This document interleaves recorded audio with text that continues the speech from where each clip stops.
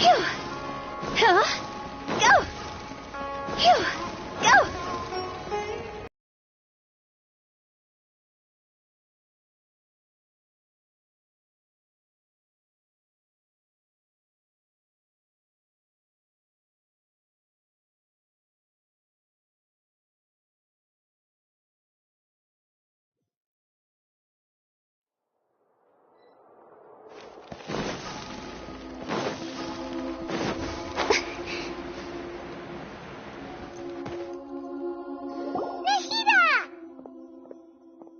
Hello, Traveler and Paimon. What a fantastic night. I'm still immersed in all the happiness and joy, like a candle floating on water. So are we, and that's why we're here to talk with you. Is there anything you want to know?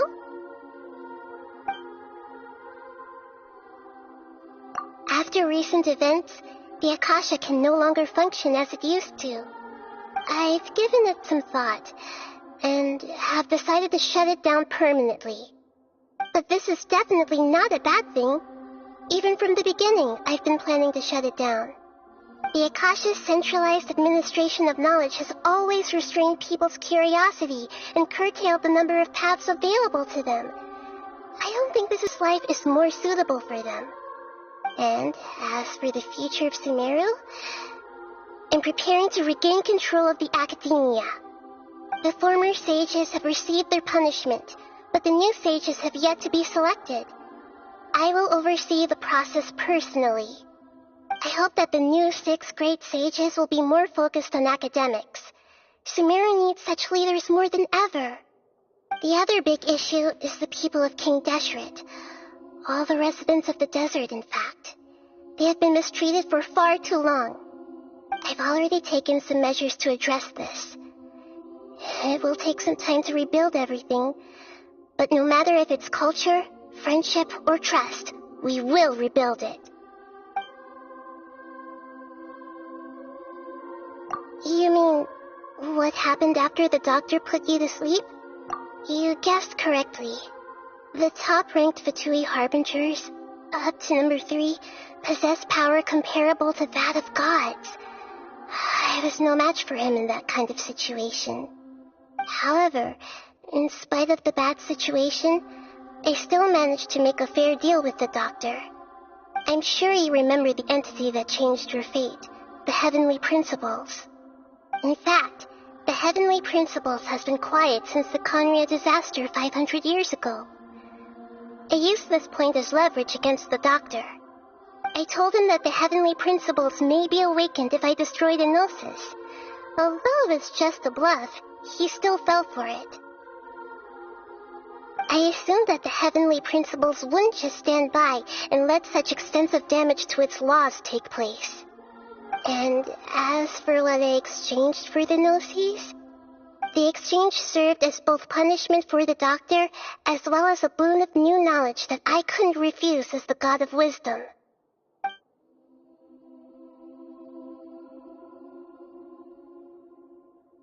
He's still in a coma. I've hidden him like how one would hide a feather. I know you have many misgivings about him, but as someone who had become a god, he has retained a number of very useful features. Don't worry, I'll keep an eye on him and make sure he doesn't do any evil. In addition, there are still some mysteries left in him. Some things may be very clear from my perspective, but he is still yet to understand them himself.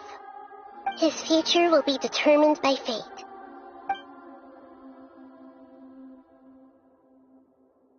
Is that where you're headed next? Fontaine, the Nation of Justice? As far as I know, that nation operates on a judicial system. Does their archon personally judge people? No, there's a Chief Justice in Fontaine. Generally speaking, the Hydra Archon, Focalor, won't preside over individual trials. However, even then, Focalor will still make herself present at just about every trial. It seems that she just likes to immerse herself in that sort of atmosphere. As Archon, she still reserves the right to influence the final verdict. Anyway, let's just say she's got, a very unique personality.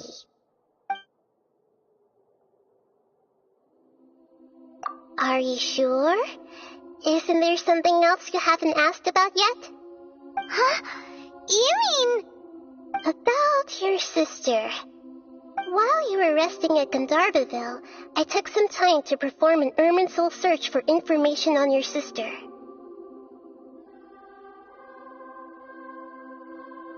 Yeah, isn't Irminsul a repository for all the information and memories of Teyvat? So there shouldn't be anything on him or his sister. This is true in your case. Irminsul indeed does not have any information on you.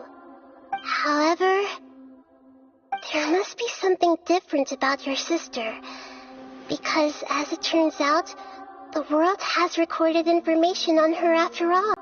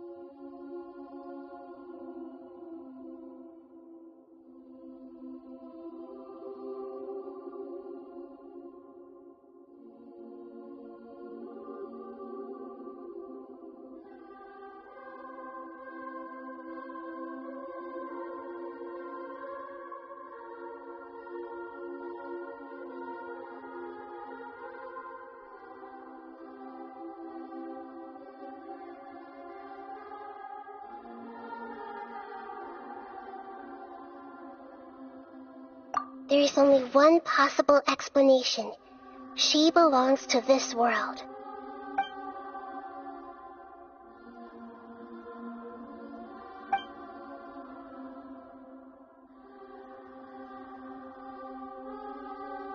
But nothing about this makes any sense. Wasn't this your first trip to Teyvat?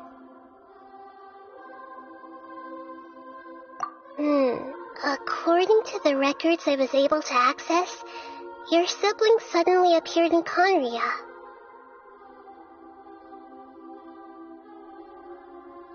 After the Conria disaster, she began her journey through the 7 nations of Teyvat.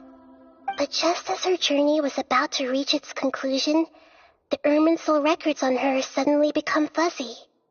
What do you mean, fuzzy? Did something happen to her?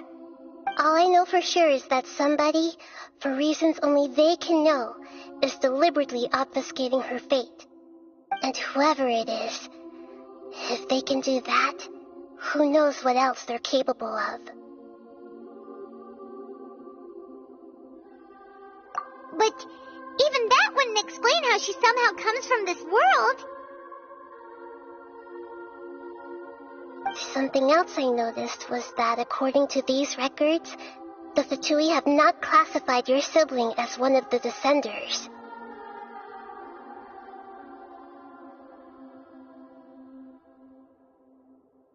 What's a Descender? Paimon's never heard of it.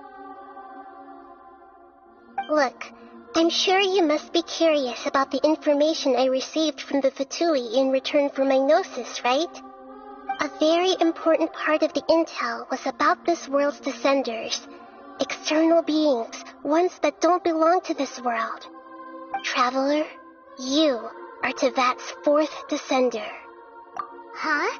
So the Fatui count 3 other Descenders before the Traveler, and his sister isn't even one of them? That's right.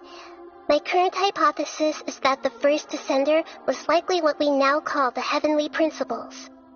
As for the other Descenders, I still need to verify their existence. It could take me some time. Paimon's head's about to burst from all this crazy new information. And yet, even knowing all this, I'm sure you must still have a lot of unanswered questions. I need some time to go through each one of them.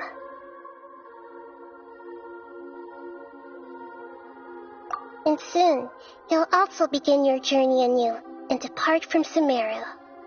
I'm very interested in your future. It's a journey that can't be observed or recorded by this world. If fate is the ultimate knowledge, then your future will be the ultimate fate. Paimon's sure glad we got to meet you, Nahida. The pleasure is all mine. I can't thank you enough. Alright, that's enough talk for today.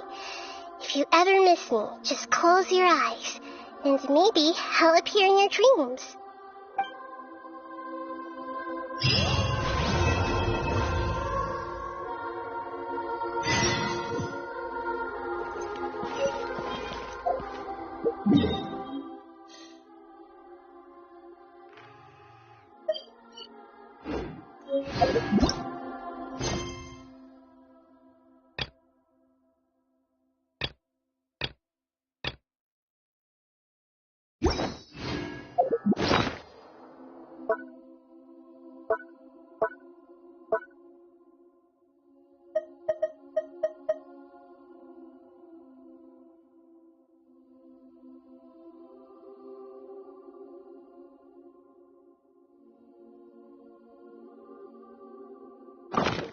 One client, 2 clients, 3 clients.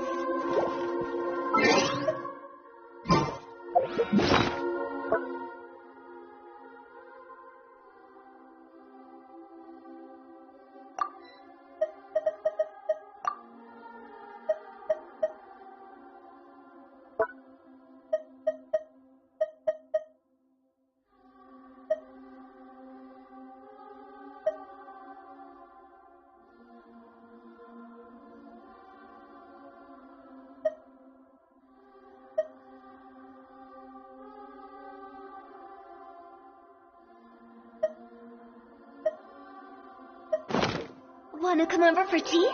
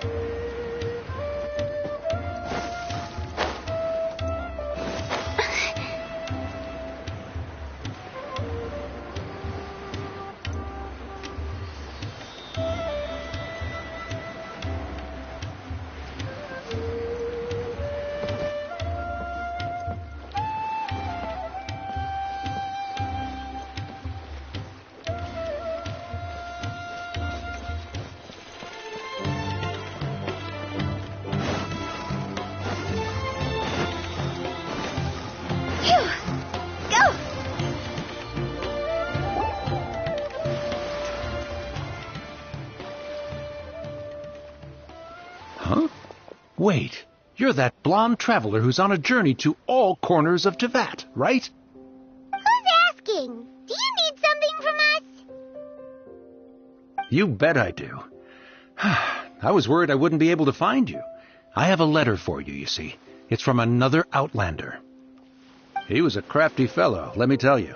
Took advantage of a loophole in our mailing system by opting for guaranteed delivery, then filling in the most obscure mailing address I've ever seen. Well, we are always on the road, so yeah, it's pretty tough to get mail to us unless we happen to go to the post office on a whim. So, what address did that person give you anyway? He just wrote, next to a small, white-haired talking fairy. What? So the address is Paimon? Yeah, exactly, right? And if I failed to deliver the letter, I'd have been bound by regulation to compensate him. Really, he got me good. I count myself very lucky that I ran into you here. Of course, here it is. All yours. Come on! Paimon wants to have a look too!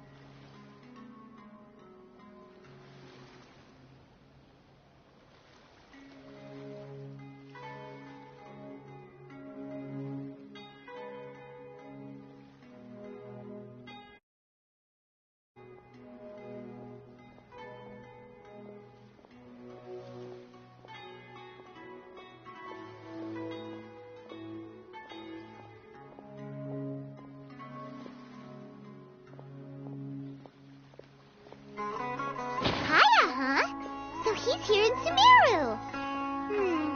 Now that Paimon thinks about it, Crafty does describe him pretty well. From what he wrote in the letter, it looks like he didn't think there was much chance of it reaching us. Or maybe he's just being sneaky. Do you think he's making this sound like a miracle of fate so that we'd have to go meet up with him? Yeah, you're right. It's always nice to see be old friends. The letter says that he hangs out at Jafar Tavern every afternoon. Perhaps we should drop in on him then, huh?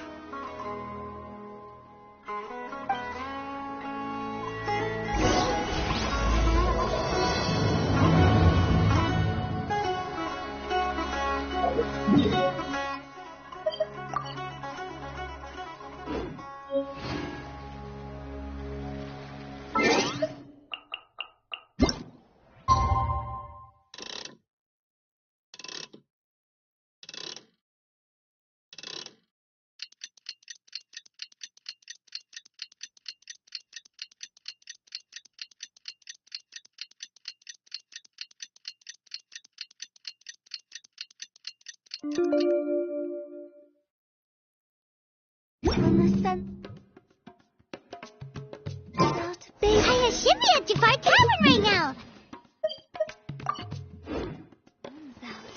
Bathe in moonlight. Phew. Go. Phew. Go.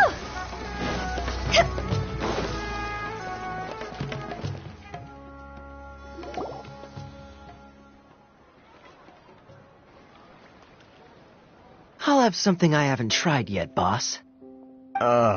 Sorry, sir. I'm afraid you've already tried every type of liquor we serve. Oh? Well then, just the bill, please. That's just as well, I suppose. I do have other matters to attend to. Kaya, you're really here! Paimon half thought you were playing some sort of prank on us. Hey, Paimon, traveler. Looks like the gods smile upon me after all. And come now, I wouldn't joke about wanting to see my good friends. Wait a second. You must be here on official business, right? What do you think you're doing spending every afternoon drinking at the tavern? You itching for a lecture from Jean? Not at all. The acting Grand Master positively terrifies me. Why would I ever do anything that might displease her? The truth is, I'm in Sumeru to learn about the alcohol industry here. So despite how it might look, I'm actually at Jafar Tavern for strictly business purposes. Sumeru's spices are famous the world over, and it's long been rumored that this fine establishment was where a certain very popular spiced cocktail was invented. That's why the knights sent me, their foremost expert in alcoholic beverages, to come and see if it is as good as the rumors say. And how did that go? So far, so good. I'm already in talks with some spice merchants in Port Ormos about some potential collaboration. Yeah, that does sound like a great business opportunity. Guess Don Winery and Master D-Luke are gonna make a tidy sum from this one too, huh? Well, let's not get ahead of ourselves. Whether this lucrative opportunity gets passed along to Don Winery or not depends on how nice I'm feeling. Hey, using your job to settle personal grievances isn't very knightly, Captain! Oh? What makes you say that? Very sharp of you. I wouldn't say I'm familiar, though. I just came here on the sly once, when I was very young. And? Do continue. Do I have to? When I said we could talk about the old times, digging up my past wasn't exactly what I had in mind. Well, all right, since you're so interested. Like I said, I was very young then. Don Winery had only just taken me in.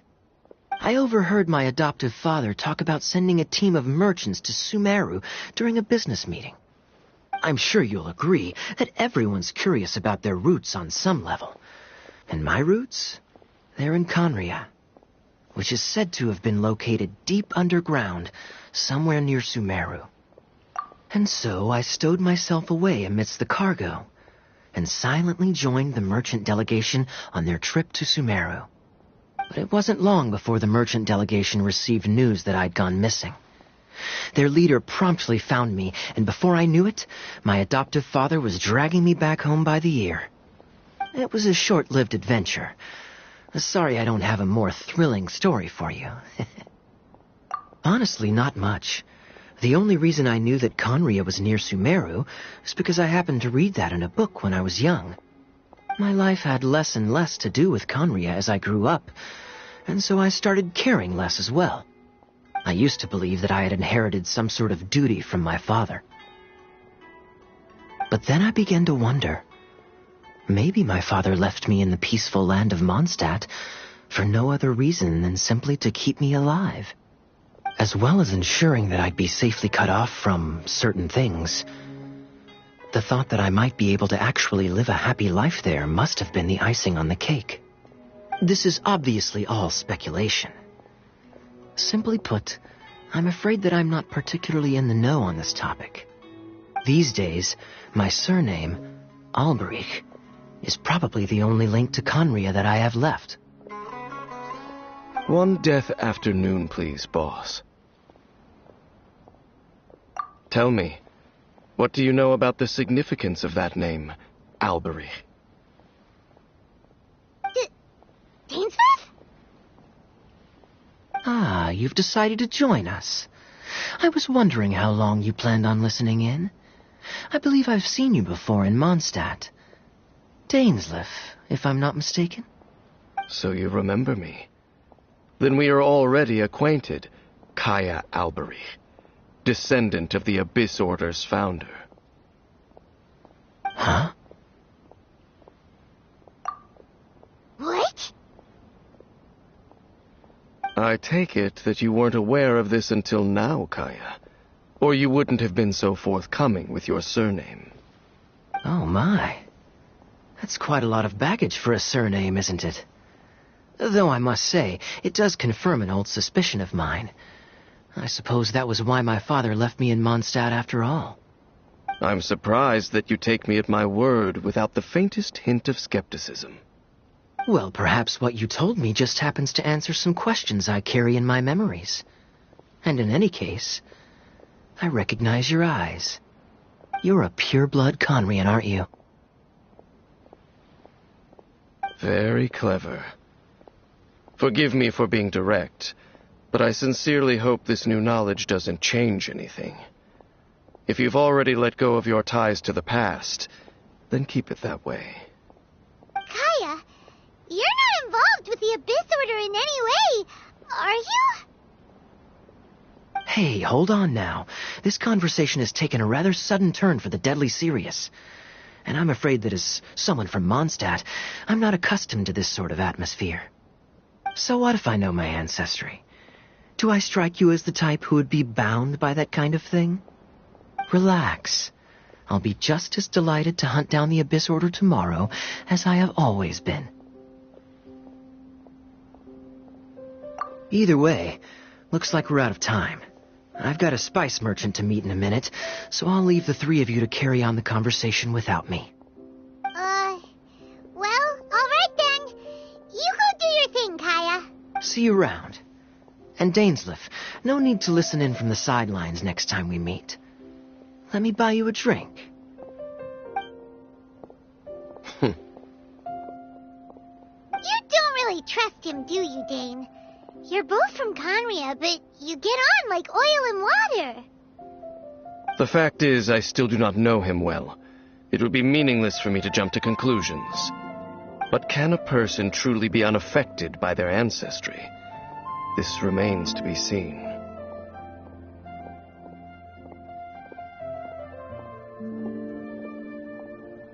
Well, I suspect that they call your sister their princess, precisely because there is a succession of sorts. Oh, so if she was the founder, she'd be the queen, right?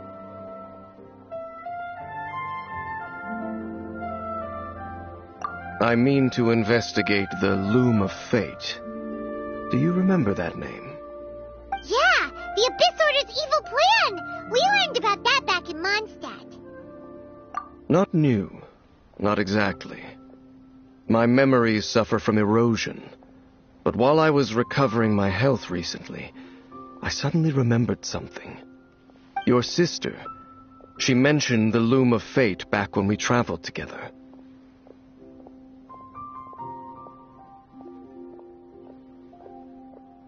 Apparently so. I was also quite surprised when these memories tallied up. I recall that we were traveling to Sumeru when the matter was brought up. So, you're going to the place that she mentioned back then? Correct. At that time, they must have been introduced in one way or another to this concept. If I recall correctly, we were somewhere in Avidya Forest then. Well, what are we waiting for? Let's go! Maybe we'll discover some secret that's lain hidden for hundreds of years! No. Now is not the time. No, it's just... I'm still waiting for my drink. Seriously?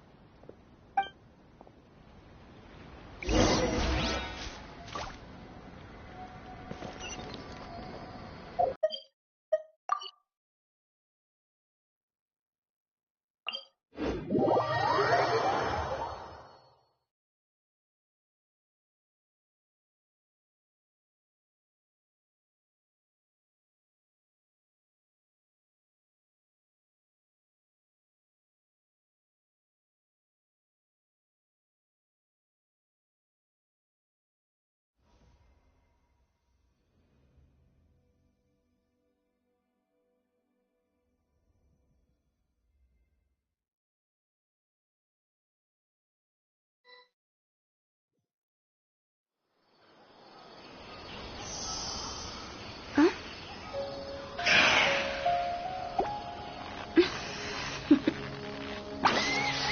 Toodaloo.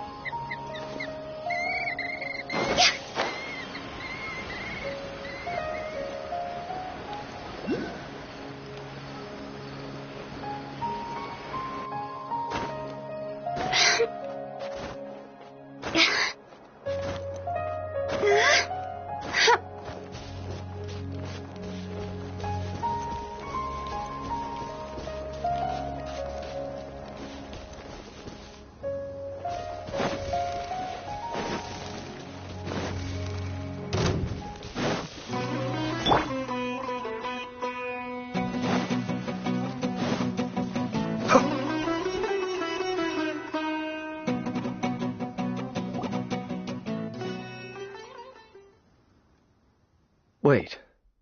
This place, it's familiar. What about it? It looks pretty normal to Paimon. Was it like this hundreds of years ago, too? Yes. The forest has barely changed from how I remember it. There is very little human activity here, after all. Let's search the area and see what we can find. Nothing was ever grown here. Or, wait, maybe nothing ever was grown here. It's an extinguished bonfire. Forest rangers, perhaps? Looks like it's been ages since it was last lit. And clearly they put it out carefully to prevent a forest fire, too. That's responsible. Nothing else stands out in this area. All that's left is that building. Come on. Wait, we're just gonna go barging in? What if someone's home? Unlikely. There are no signs of life in this area. We should be able to enter without incident. If you say so. Well, you lead the way then, Dane.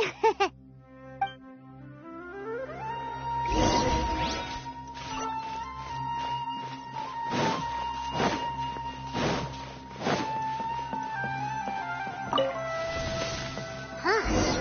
So there really isn't anyone home.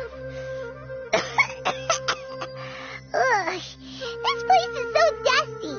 Paimon bets no one's lived here in years. Investigate carefully. We mustn't miss a single detail.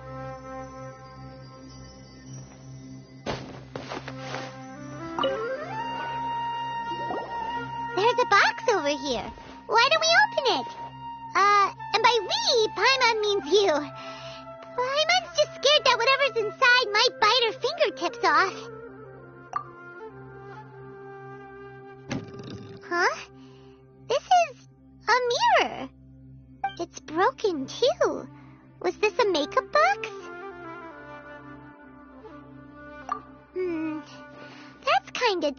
disappointing.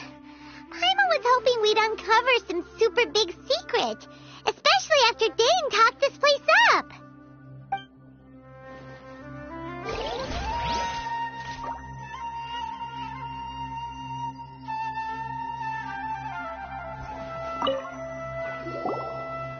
Hey, look!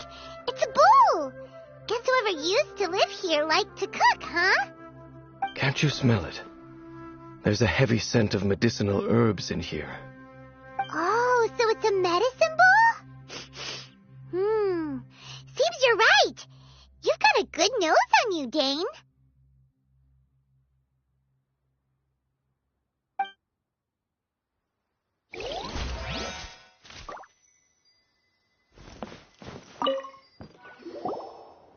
This bed looks pretty ordinary. Huh. There's nothing underneath it either. What sort of person would want to live here? It's so dark and damp. Can't be all that comfortable.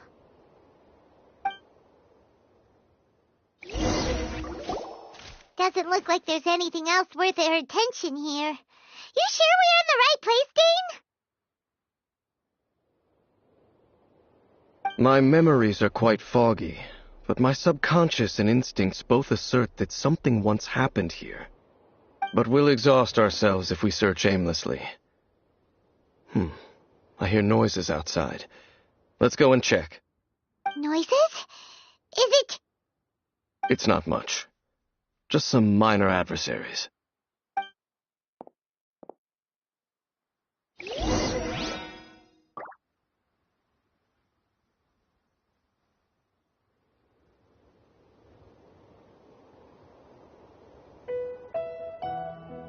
Ah.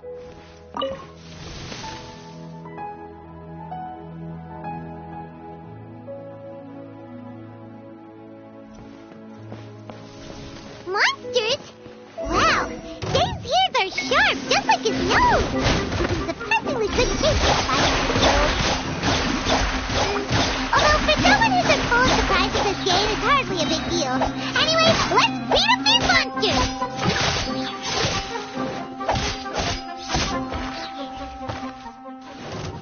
Cascade!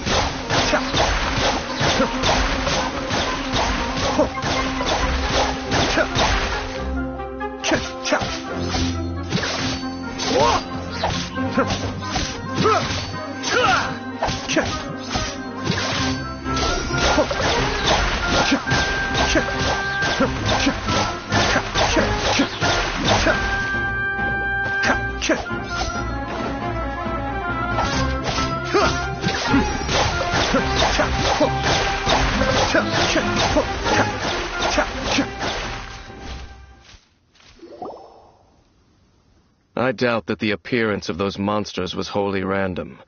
There must be something nearby that attracted them. A ley line anomaly, perhaps. But it seems to be more than that. Okay. I'll go slightly further out to investigate any issues with the nearby ley lines. I might be a while. You should wait for me here. What? You're going alone? You better not be trying to keep some secret from us. Your suspicions are as banal as they are unwarranted. I merely think that this house should remain the focus of our investigation, and as such, someone ought to stay here and keep an eye on it. Not to mention that if even forest rangers are capable of investigating ley lines, I will be more than able to handle it alone. Fair enough. Guess we'll just camp out here then. Good thing there's a bonfire over there. Let's make ourselves something to eat. All this running around has made Paimon real hungry.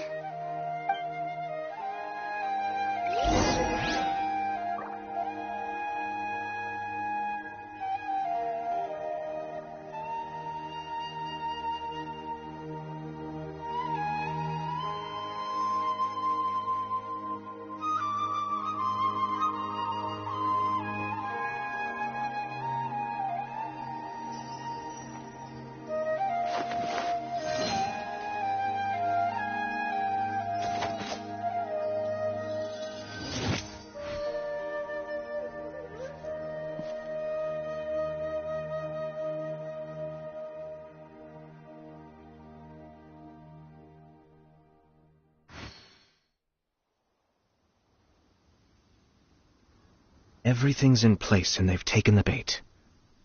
Yes. Now to start reeling them in.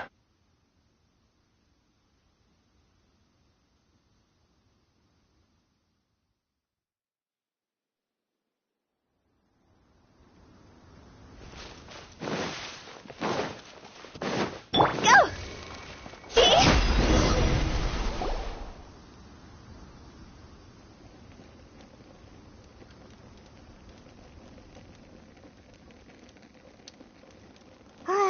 Your cooking is as good as ever. Even if there was no other reason, the food alone would be enough for Paimon to stick with you. Changing the subject, Dane's taking forever. He said that there might be an issue with the nearby ley lines. How bad do you think it could be? We came together, but now it's back to just being the two of us again. You know, now that Paimon mentions it, we really have spent lots and lots of time together, haven't we? So, don't take this the wrong way or anything, but, do you ever get tired of Paimon being around?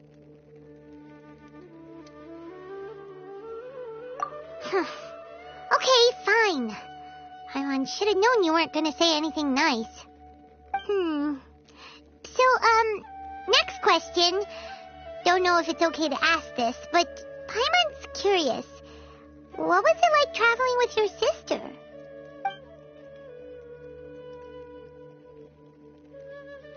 The stars?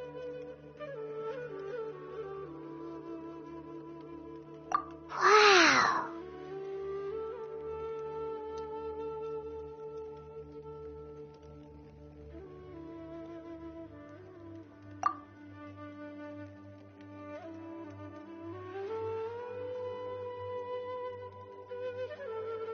Yeah, Paimon understands.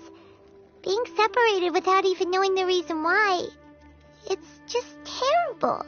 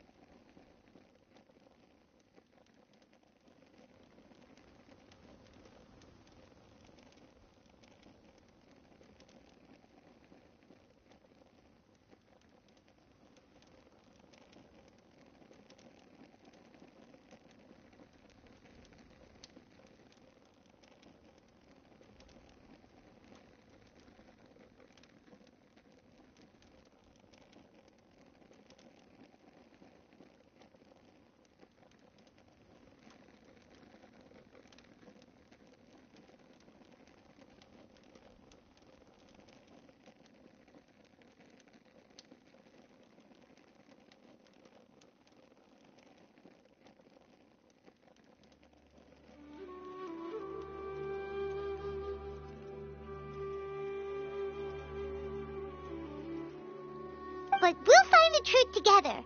Sure as Paimon's your guide. Just you wait, Heavenly Principles. And you too, Teyvat.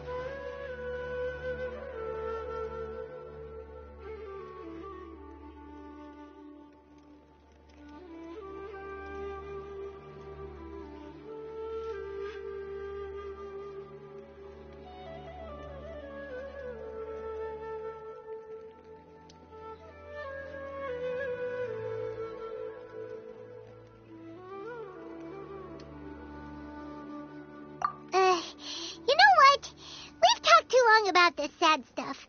Let's talk about something happy instead, 'cause if you're sad, Paimon will be too. Alright. It's getting dark, so why don't you rest?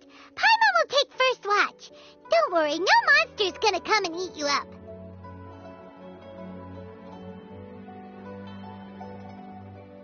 Oh, come on! Don't say that! Paimon just wants to look after you for once. Nighty-night. Go on, chew. Off to sleep.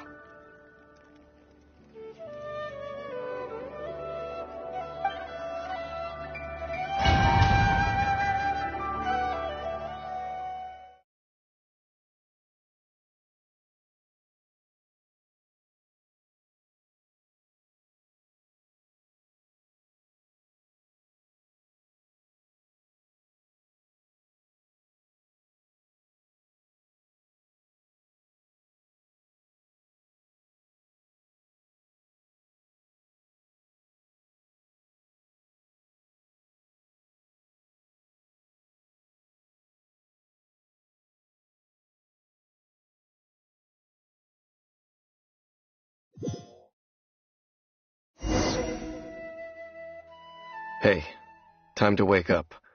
The sun has risen.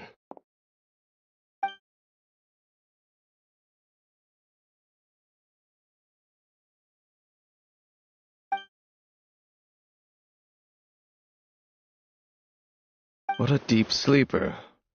You do know that we need to... Tear stains.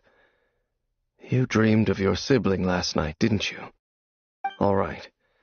Rest here a bit longer then. I'll head into the forest to investigate.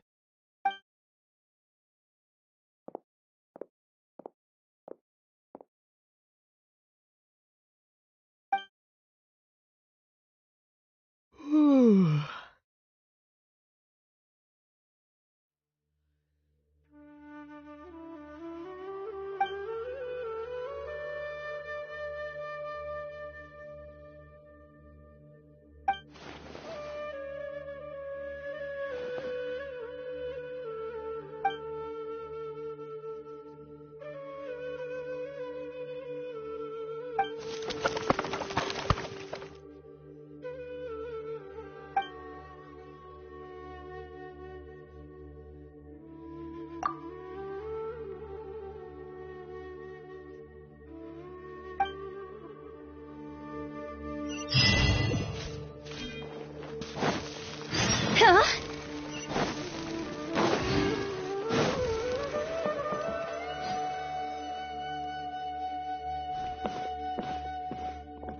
Halt! What do you think you're doing? This place is not whatever you think it is. Nor should you be poking your nose into my business. Begone! Your travel companion. You mean the one that was keeping watch by your side last night? Your companion departed for the forest early this morning. That much I saw with my own eyes.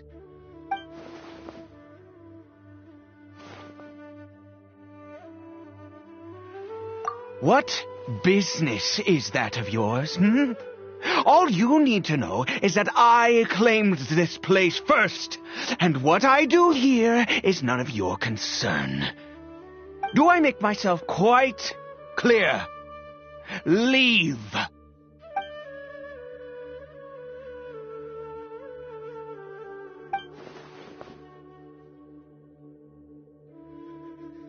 Well, what are you waiting for?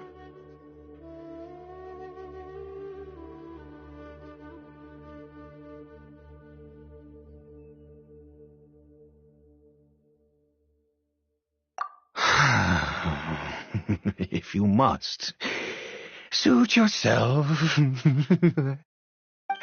I've been observing you, and you don't look like a forest ranger, nor someone from the academia. Still, I'm warning you, no funny business. Promise me that, and you can do as you please. Okay, fine. Whatever. Just move aside. I'm heading in. You... Oh, go on then. Have it your way. I knew I wasn't going to be able to hide this anyway. Just come in. But no overreacting to anything you see in here, okay? You understand? Come on then.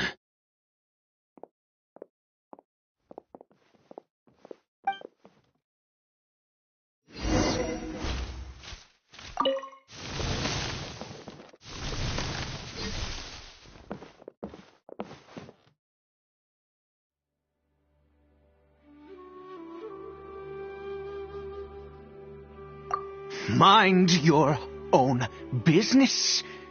And don't worry, he isn't aggressive.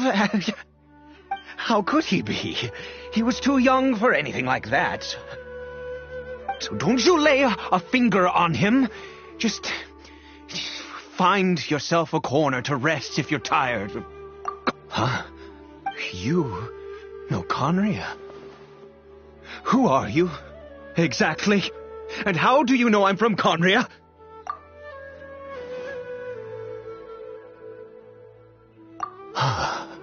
Do you worship a god, traveler?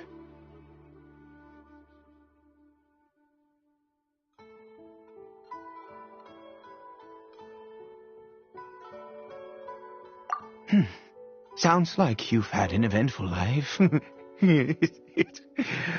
All right, well, my name is Ida, and you are correct. I was once Conrian.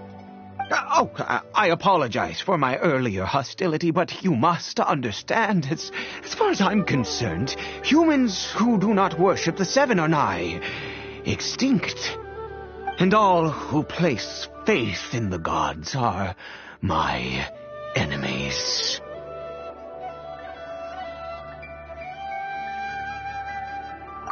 That may be. But the fact is that chances to talk to people like yourself have been few and far between since the cataclysm. This wretched curse of immortality. Who knows how long I must continue to suffer like this? The curse.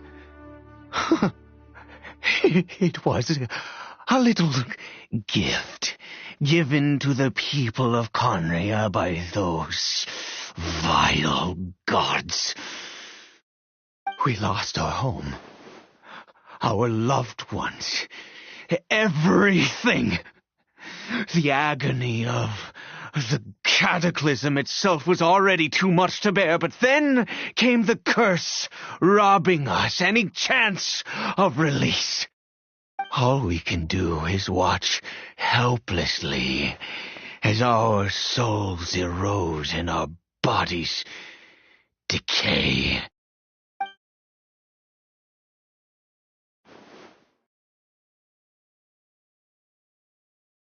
Because, although Conria began with a single bloodline, it was a home to others too. Any who forsook their gods and came to Conria were welcomed as our fellow citizens. When the cataclysm came, we pure-blood Conrians were declared the greater sinners. Upon us the gods placed the curse of immortality. But those whose ancestry belonged to the domains of other gods were punished with the curse of the wilderness as they fled, turning them into monsters. He is Kari Bear, my illegitimate son. How times have changed. I can say that out loud with no consequence now, but it was once a matter of unspeakable shame. I was a noble of Conria. I resented the life that my family had arranged for me. Then, one day, I met a beautiful woman amongst the people. Her roots were in Mondstadt, but that mattered not to me. It was love at first sight. Caribert faced great hardship from the very moment of his birth, all due to my selfish desires, and I was never able to be there by his side for any of it. After all that, he turned into a hilichurl right before my very eyes. I always owed him much, and now at least I can finally be close to him. She was. We were separated. I do not wish to dwell on it. It could be worse. I suffer the pain of loss because I once had everything I could wish for. And now that I have lost almost everything, the little that remains I see with new clarity. If nothing else, at least I still have Caribert.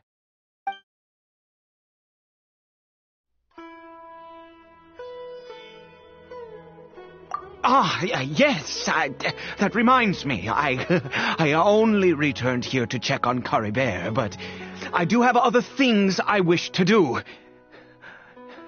You may come with me, if you're so inclined.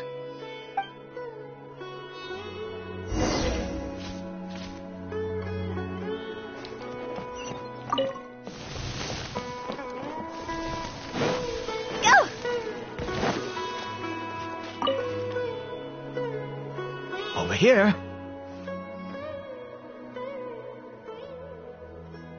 I'm sure you're wondering why I brought Caribert here to Sumeru.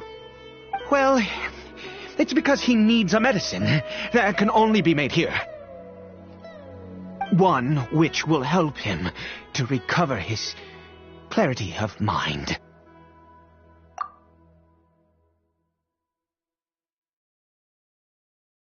I do not hope to break the curse. I am well aware of my powerlessness against the punishment of the gods. But it is said that this medicine is imbued with the power of Sumeru's god of wisdom and can awaken the mind from a state of deep stupor. It has been used in the past to treat cases of mania. I believe that it might just work. I read about it in a book. From the Royal Library of Conria. It was banned.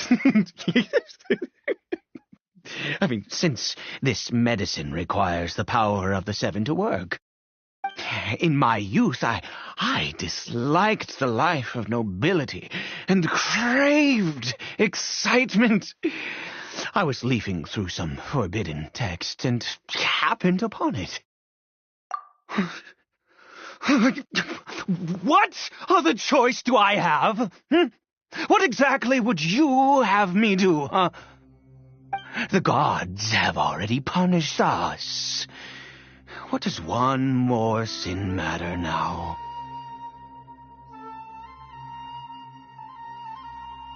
Never mind. As long as you understand. I'm sorry. I struggle to take control of my mood sometimes. Perhaps a consequence of having lived too long. As it happens, I am in dire need of some help to make this medicine. My hands don't have the dexterity they once did. Of immortality. Okay. To start with, take this ingredient.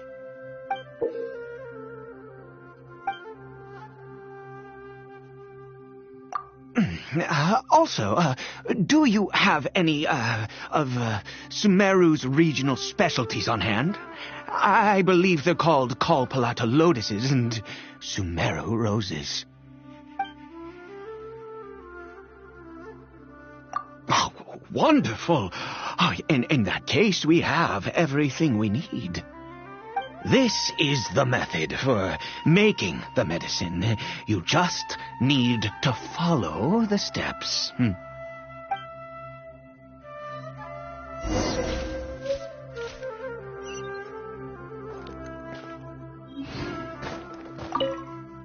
Without your help, thank you.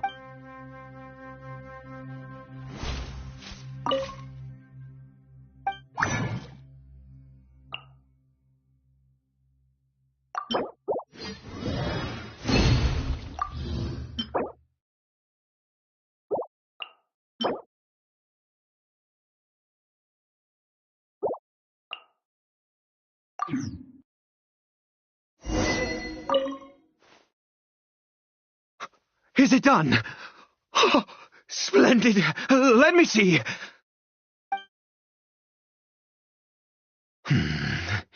In all honesty, I do not know what the end product is supposed to look like. The banned book didn't feature any illustrations. Well, the moment has finally arrived. Curses. No! We need to perform one final step to complete the medicine. I said before that this medicine relies on the power of the God of Wisdom for its restorative effects. Which means we must pay a visit to a statue of the Seven.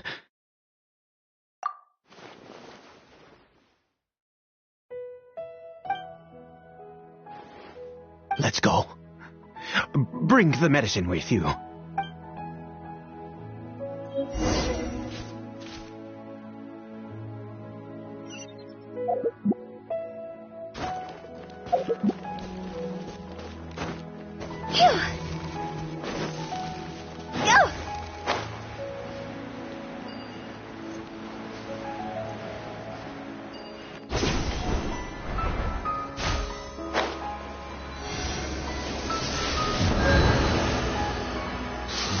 This statue.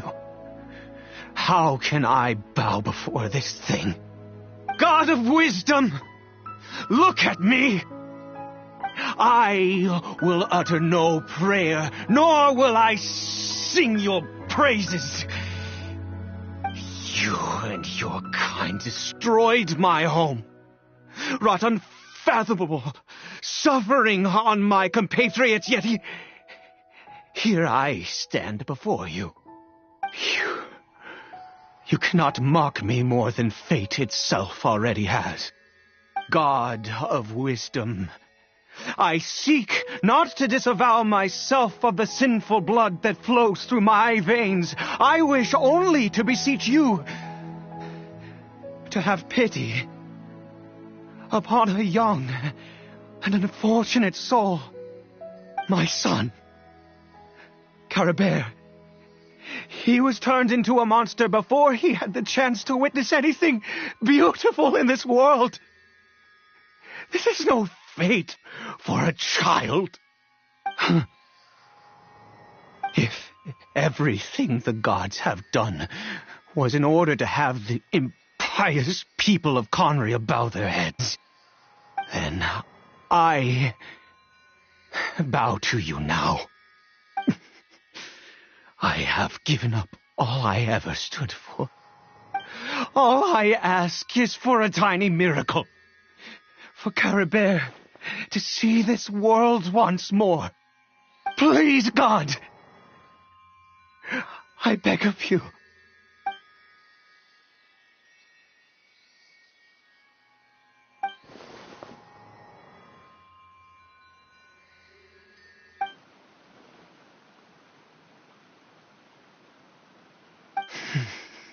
I have made quite enough of a fool of myself for one day. Let's go.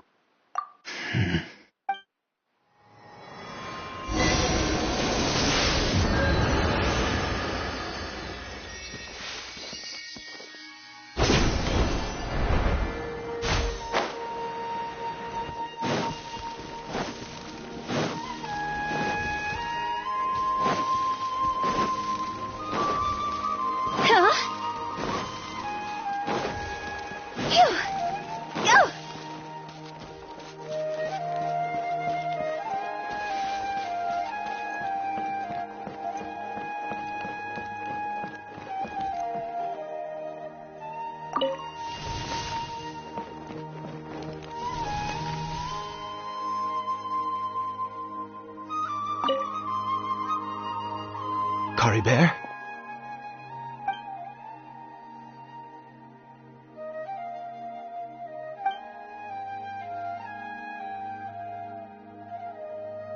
Well, we've prepared the medicine. We might as well try it.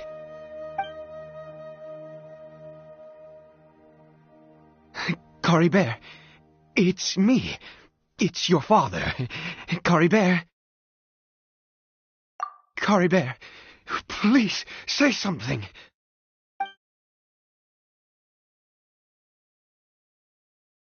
I'm sorry I couldn't be at your side when you were born.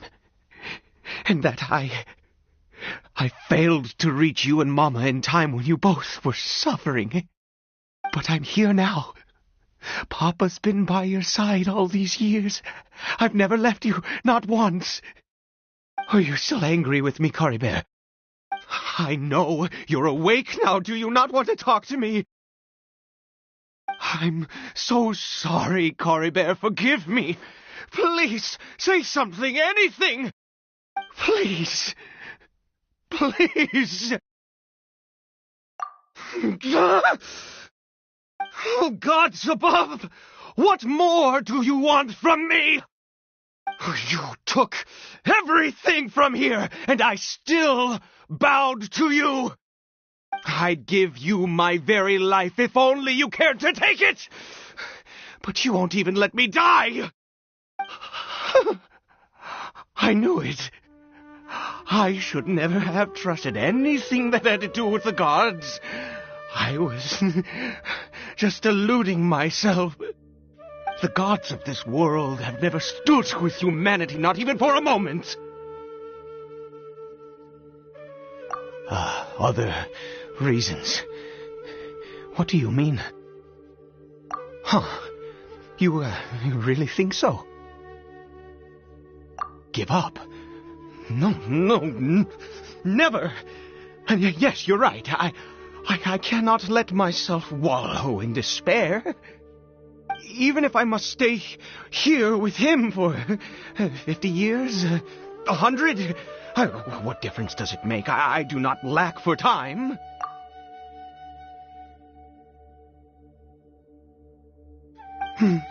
Let's go. We'll make another dose. The most crucial ingredient in this medicine is the unusual mushroom, which makes things complicated, but not impossible. I grow them in that field. The details don't matter, right? Curb your curiosity and just do as I instruct. If you truly wish to help me, that is how you can do it. There is a waterfall near the statue I prayed at. I need you to collect some water from there around 2 in the afternoon. I'll be here watching Caribert. Once you're back, I will make some fertilizer for the mushrooms. Good. Then please head over when the time comes.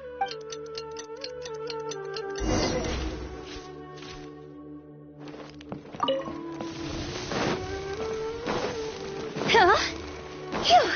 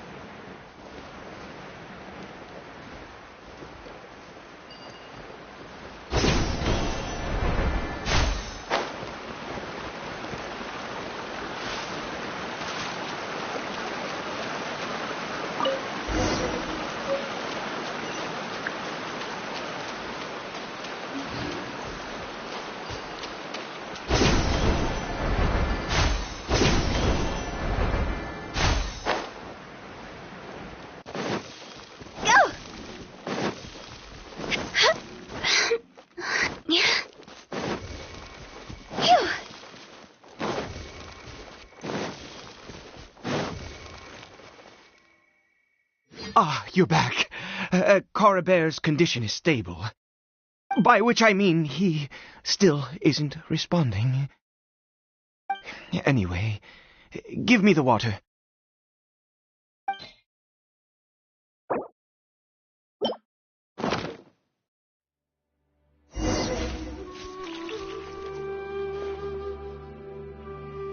I need you to stand guard here for a while. Whatever you do, don't let any forest rangers approach the house. Understand? Ah, good. I'll be back soon. The fertilizer won't take but a moment to make.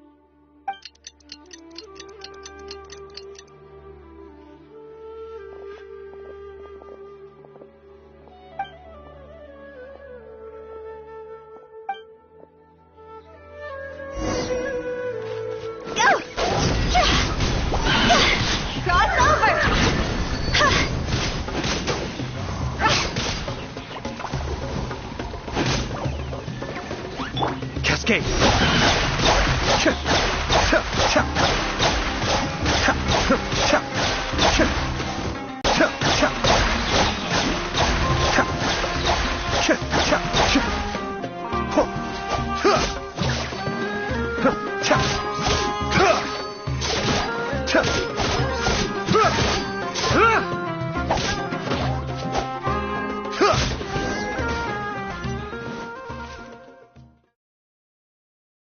What happened? Was it monsters? Oh, thank goodness you were here. I couldn't have taken them on all by myself. I'd have to hide and wait until they were gone. Oh, yes, I've got the fertilizer. The effects can take some time to kick in, so let's get on with it.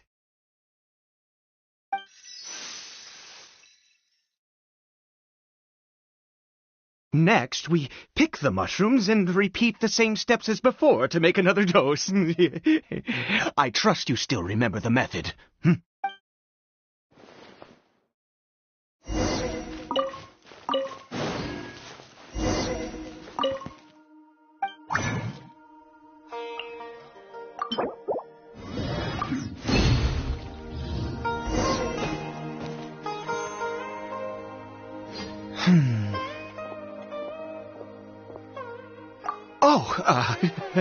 Sorry.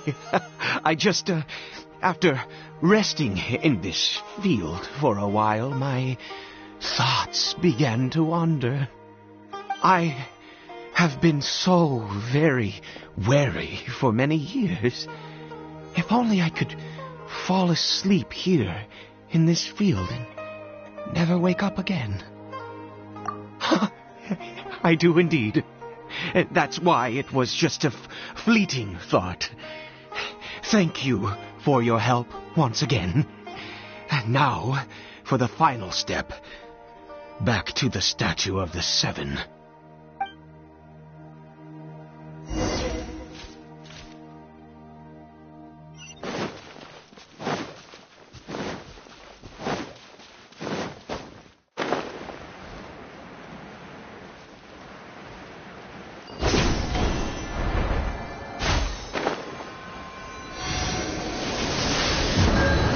We're here. Let's begin.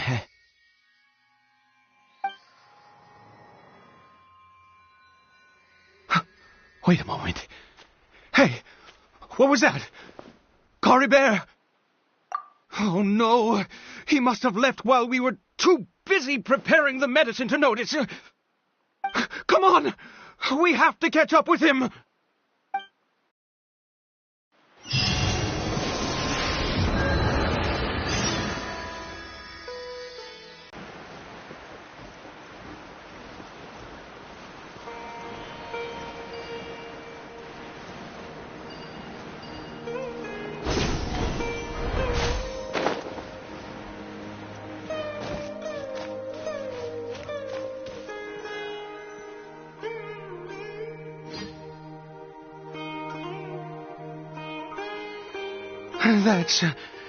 That's not Cory Bear. Right. Cory Bear's scarf was a gift I once gave to his mother. I use it now as a marker of sorts. My eyes must be going. How could I not recognize my own son? This decrepit body of mine. Yes. It doesn't seem interested in us in the least. It seems intent on walking in that direction. Where could it be going? Yes, the more we know about Hilly Churls, the better.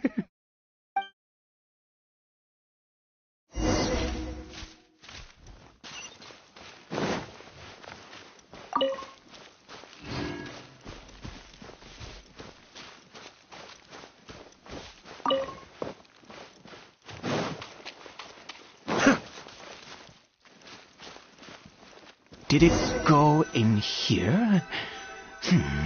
Well, let's head in.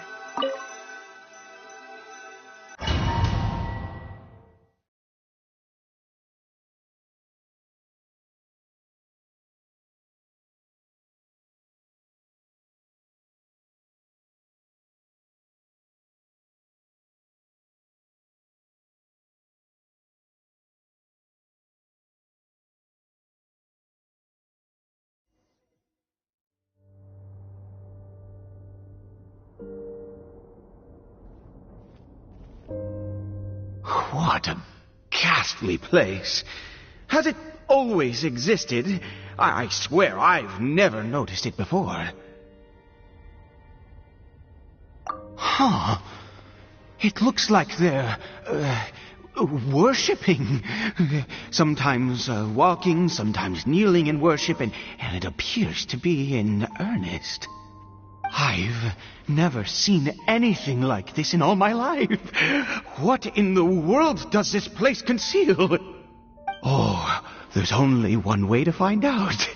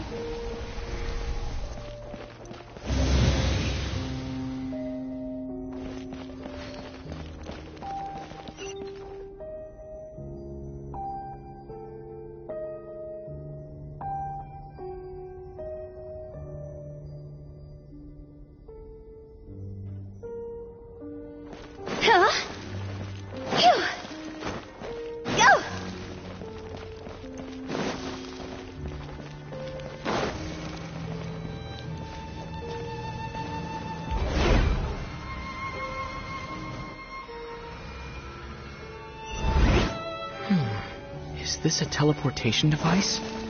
What energy is powering it?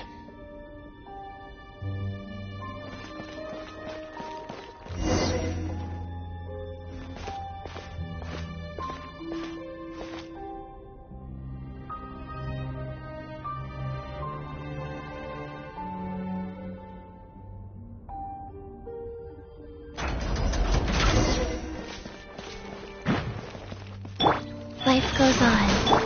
Entrap! I'll uproot you!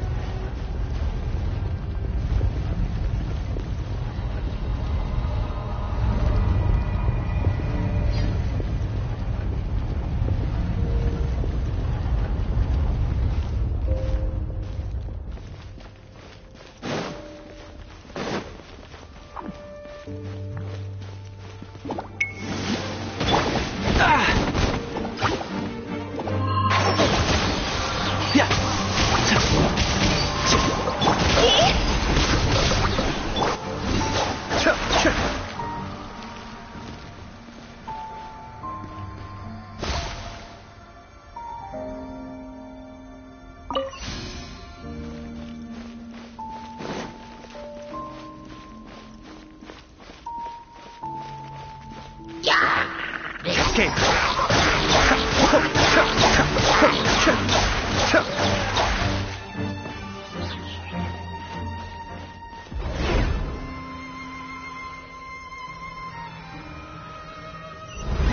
How did I get on the ceiling? Did the room turn upside down? Or gravity itself?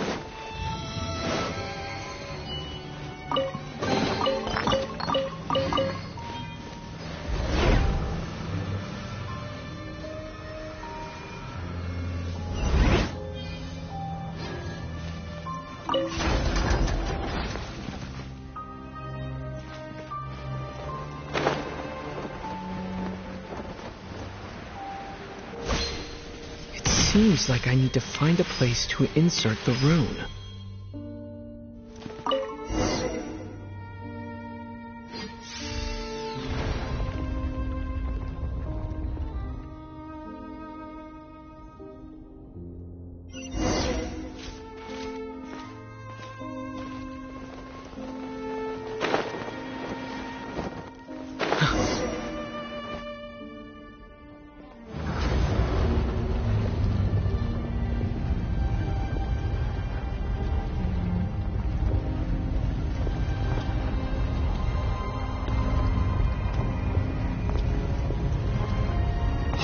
Humans, fate has not granted you the right to enter this place.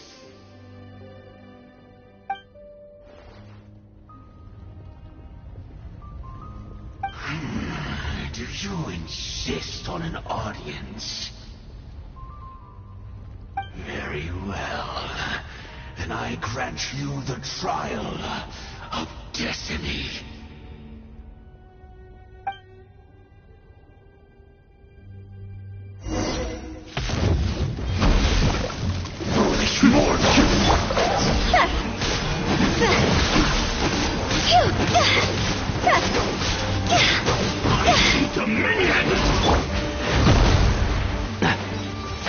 Can't see?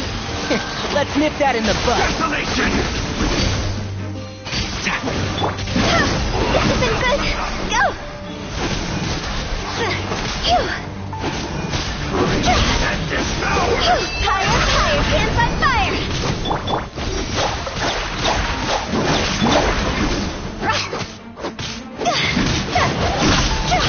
Conquers all!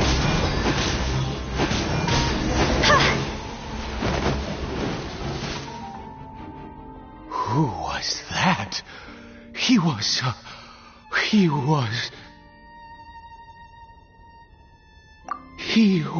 a perfect being.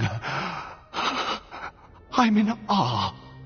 He had the most wondrous aura, a perilous yet beautiful power.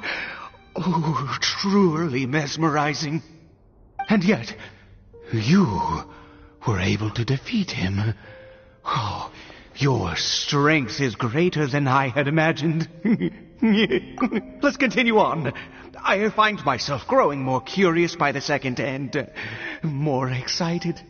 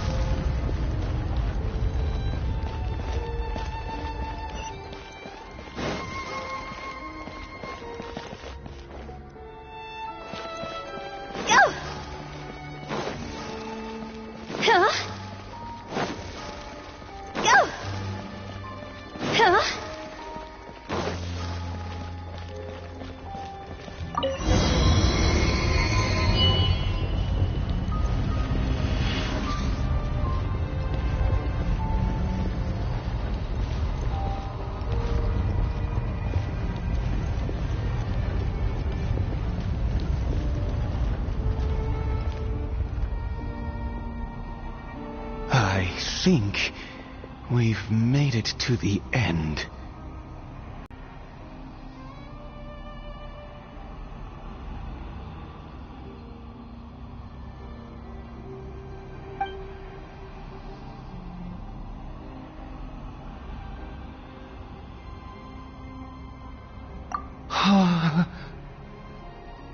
Oh, dear creature, why do you bow down? For fear of the unknown? Or for power that you covet?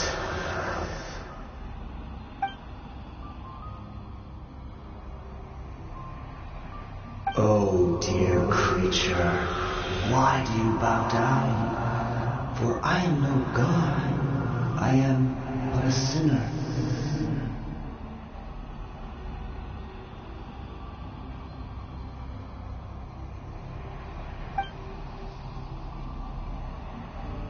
You are like a flower, born in sin, yet pure, spotless. I know your fate well. You need no longer hold back your resentment, nor accept the countless lies.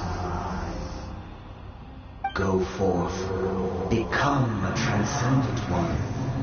Rise beyond the fate bestowed upon you. And I shall shed a tear at the end of time, as I gaze back upon your life.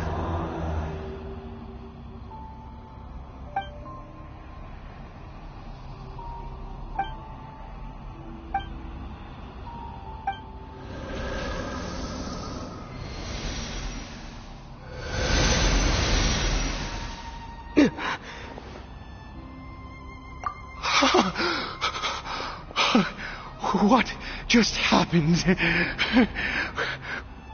When I saw that thing, my heart was instantly at peace. I was overcome by a sense of awe or joy, perhaps. I feel good. In fact, I feel better than I did before I came in here. How peculiar. Oh, is that so? All right. As you wish.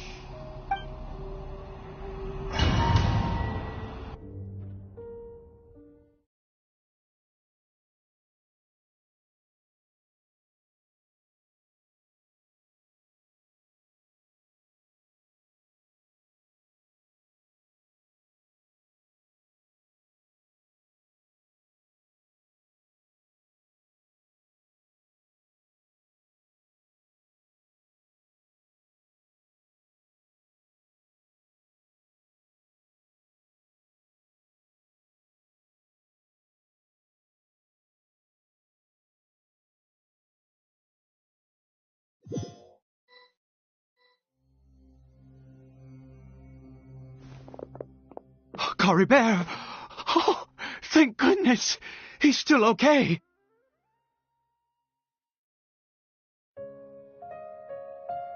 I have a strange feeling that what just happened was meant to be.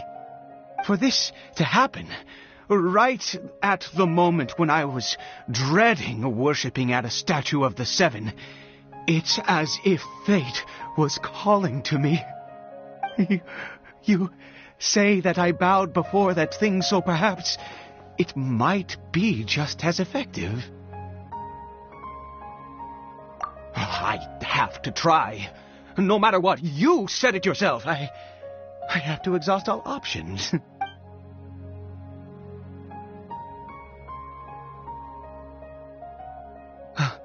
Cory Bear?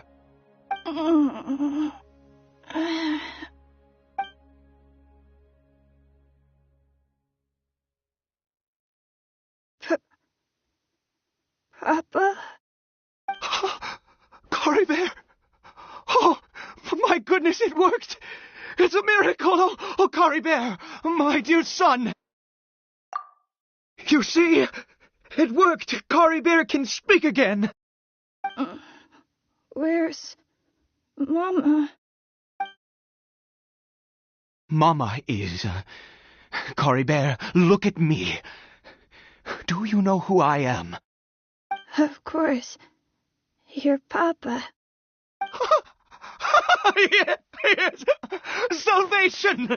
Sweet salvation! Yes, yes, this is what this feeling is. How do you feel, Cory Bear? Are you fully awake now? Yes. It feels like I just woke up from a long, long sleep.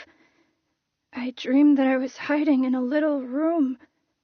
I didn't dare go out the whole time, and I didn't want to either. Wait. My body! What happened to me? Is this me? Papa? What's happened to me? Don't panic, son.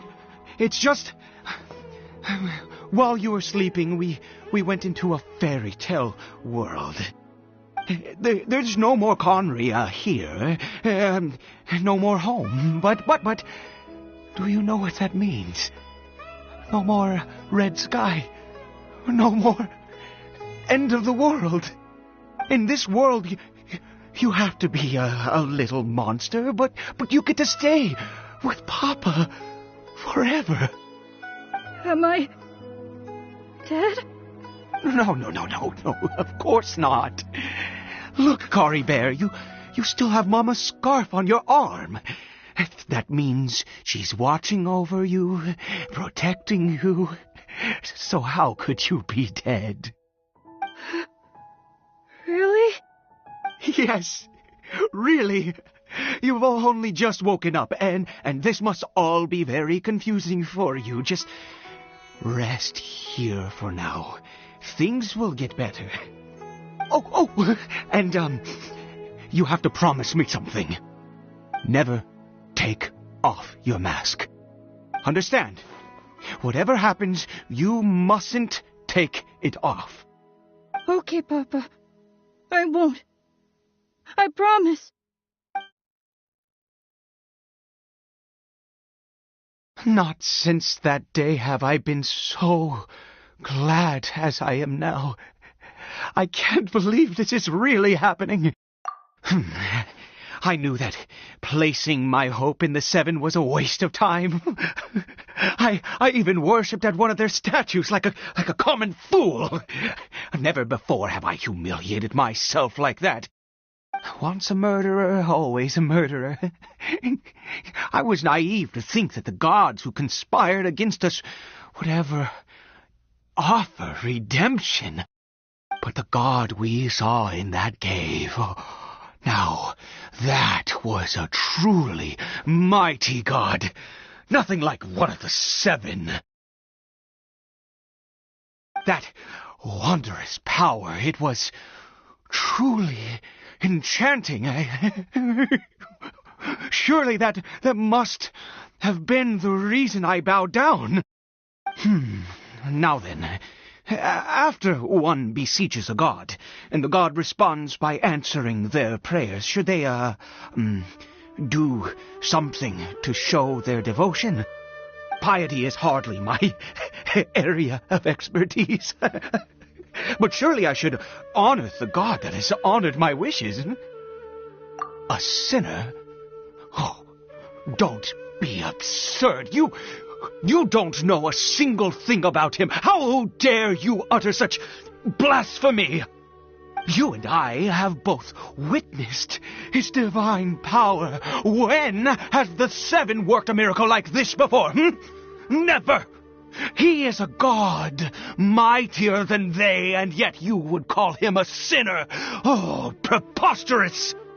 No matter. Believe what you will. You cannot shake my faith. I am going to pay my respects with or without you.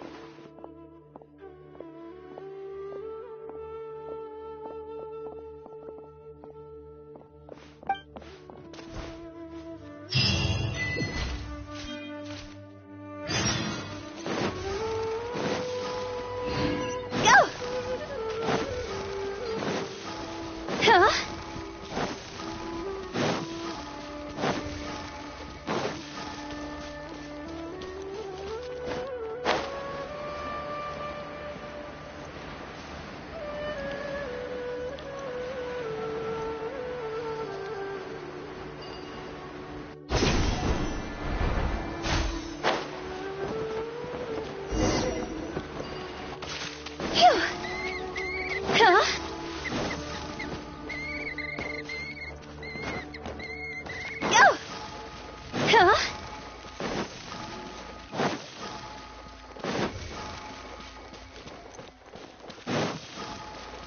Go!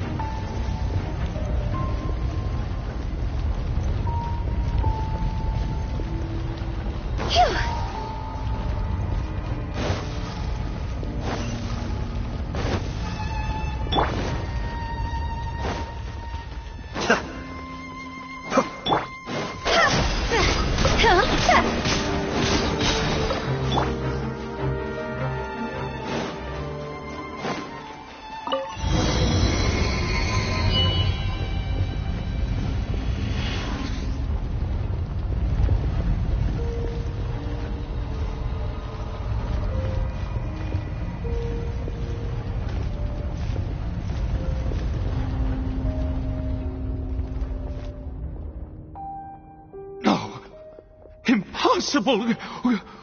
What happened? The Hilichurl worshippers have disappeared too? Was it all an illusion?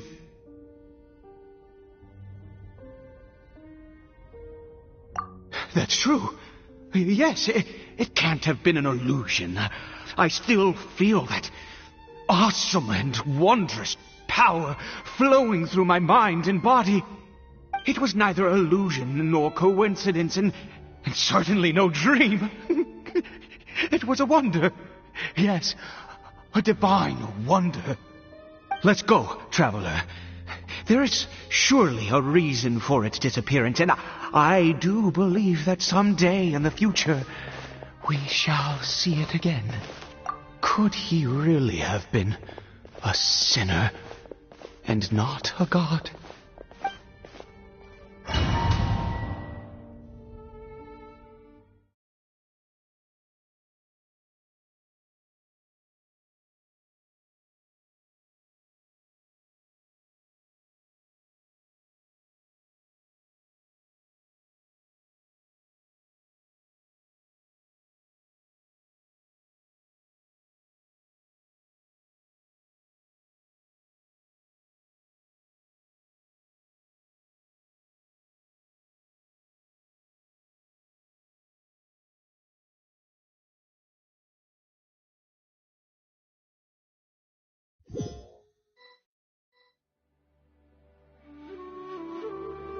Cory Bear?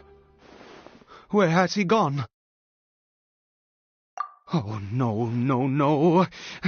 Maybe someone else came by and found him?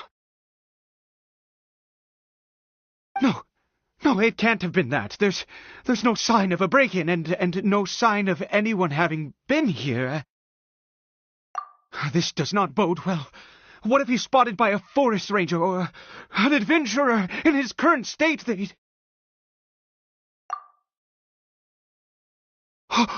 Wait a minute. This isn't how we left it. Oh, no. Did he...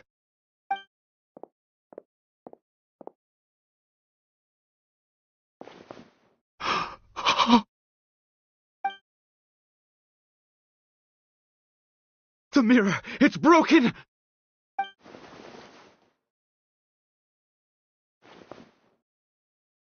He must have taken his mask off and seen what he looks like beneath it? Ah, if he'd just done as he was told! Ah, we have to find him.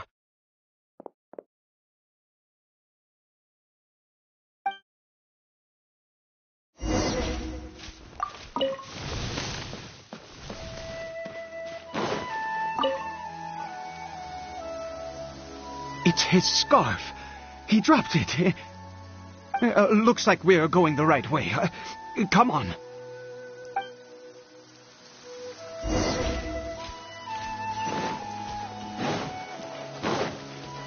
Caribert! Caribert! Where are you?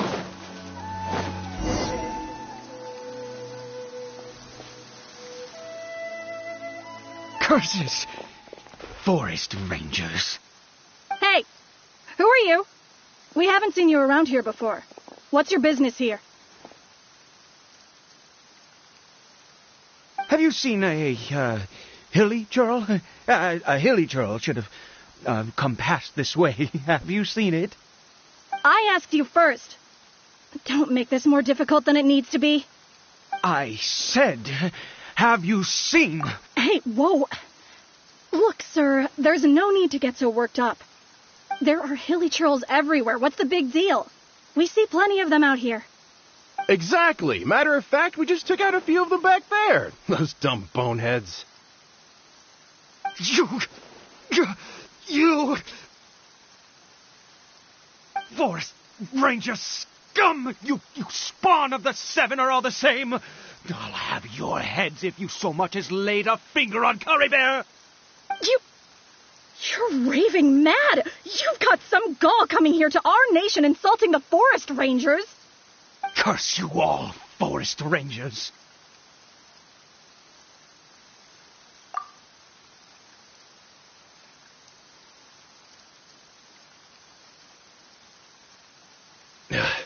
I don't get it. Why make such a huge fuss over a few hilly churls? Makes no sense. He'd only just regained his mind. How could you do this to him? So tell me, Forest Rangers, did you really spare none of them? Did you really take out every last hilly churl you saw? Jeez, you're really not going to let this go. Fine, you weirdo.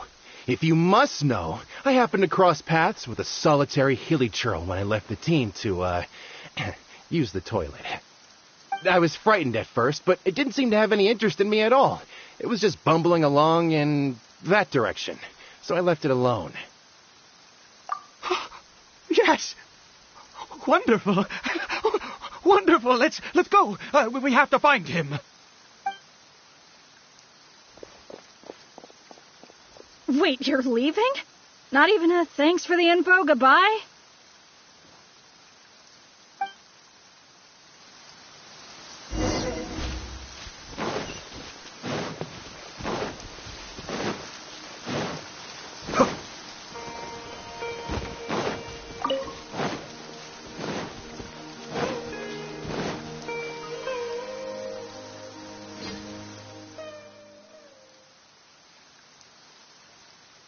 Caribert! Caribert, stop! It's me! It's Papa! Whatever you saw, it was all a trick. An illusion. I told you, we're in a fairy tale world now. Nothing here is real. Please, Caribert, come back. It's time to go back.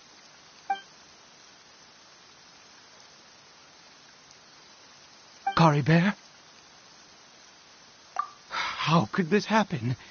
He regained his mind. He must be able to hear me. Surely. Come, Caribert. We have to go home now. Papa's here to take you home, all right?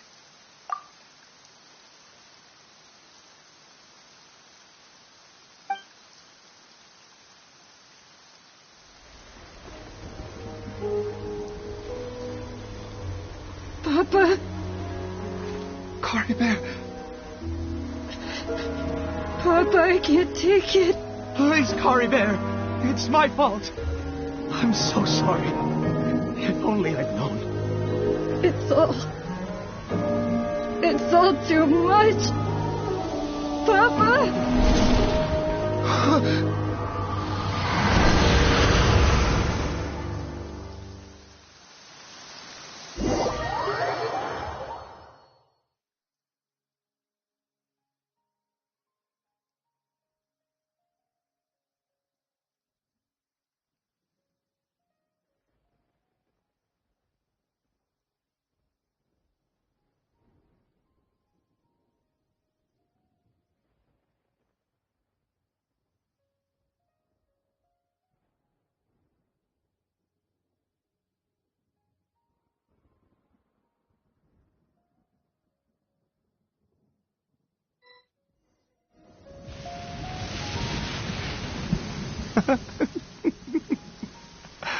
I see.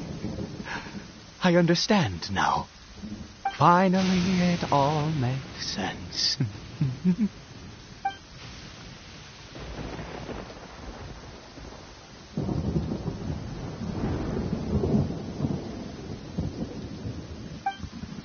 Ah, Traveler, you're awake. Finally, we can rejoice together. Wait, no. Why am I still calling you Traveler? Oh, I have known your true identity for some time now. I suspected it was you from the beginning. I had to talk to you to be sure. Oh, of course you haven't. With your status, you can hardly be expected to know all of us. In any case, I've been using a fake name this entire time. Ida is the name of a servant I once had. My real name is Clotar. Clotar Alberich.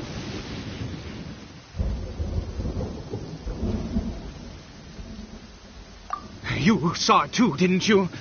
Unmistakable, the power inside Caribert and the power of the one you call a sinner. It was one and the same. Yeah. I am positive now. It's the power of the abyss, isn't it? Oh, at long last, I have seen it with my own eyes. That is no business of yours. A sinner. Yes. Salvation for a sinner can only come from a sinner. Caribert did not deserve his fate, but now it's wonderful.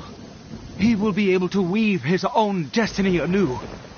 Born into abject sorrow, he shall now become the loom of fate.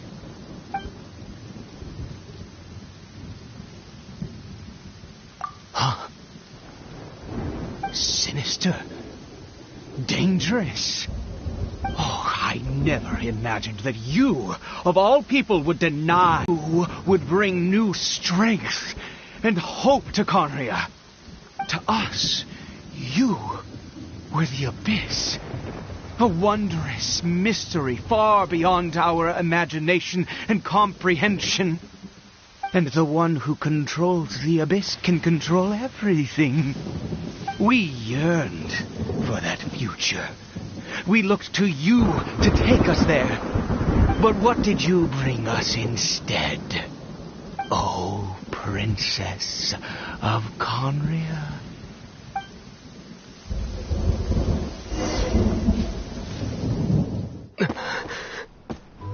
What did he just call me?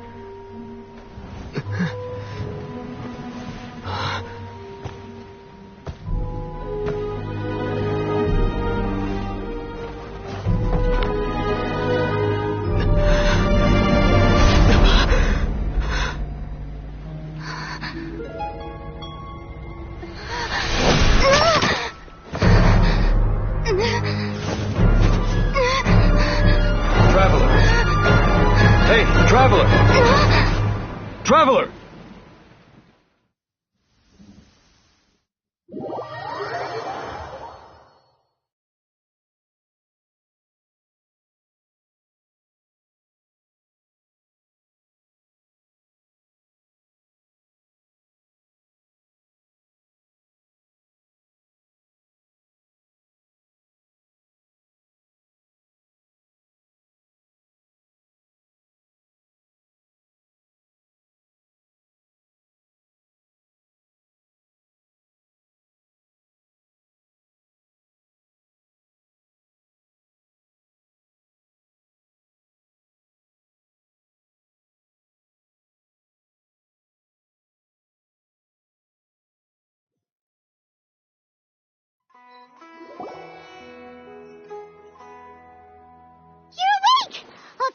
guess you're awake.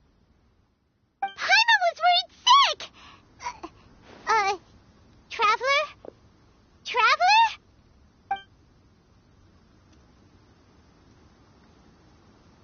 What happened while you were unconscious? I checked the ley lines nearby. It appears that the Abyss tampered with them, and they've been in turmoil ever since.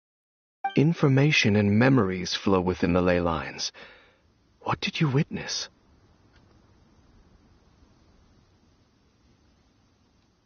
You mean Clothar Alberich? After founding the Abyss Order, his faith in the Abyss led him to do a great many things. But the curse of immortality continued to torment his body and mind. And in the end, neither his faith nor the Abyss he worshipped could save him. After 100 years, he lost his mind completely and was never seen again. Yet his dark legacy lived on. The defiled statue that we encountered previously was just one perverse product of his use of abyssal power during his life. You could say that. She wouldn't be the Abyss Order's princess otherwise. Are you alright? You have a troubled look on your face.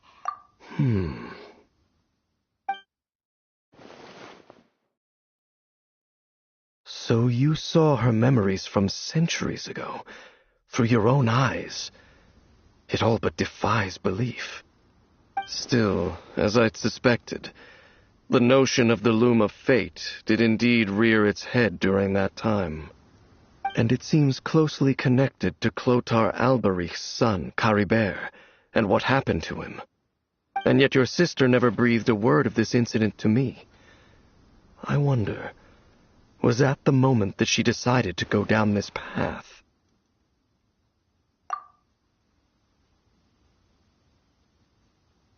Indeed. Clearly this series of events sparked a long period of deep contemplation. This was where it all began. What is it? The field? What does that have to do with anything? You mean here? Well, let's start digging and see. You scared the Duke out of Paimon! Did you rebury them yet? A male and female skeleton, buried together. Interestingly, the male skeleton appears to have been interred much later, and it's holding a silk scarf in its hand. But what does this mean? And how did you know that there were bodies buried here? What? That's impossible. Unless Clothar Alberich finally found a way to rid himself of the curse. This all raises far too many questions. I need time to think, and to search my memories for some missing pieces. We should part ways here. Huh? You're just gonna leave? Why? You could come with us, you know. It's better that we split up for now. I think that he might have seen you. Who's he? Yes. I have my suspicions as to his identity, but I need to confirm some other details before I can be sure. If the time is right, I will tell you when we next meet. But what do you mean that he saw the Traveler? How is that possible? I fear that while these things would limit anyone else, they are no obstacle to him. What? Why? What is he? All right, let's leave it there. Get some rest. Goodbye. There goes Dane. And just like that, it's back to being the two of us again, huh? What is it?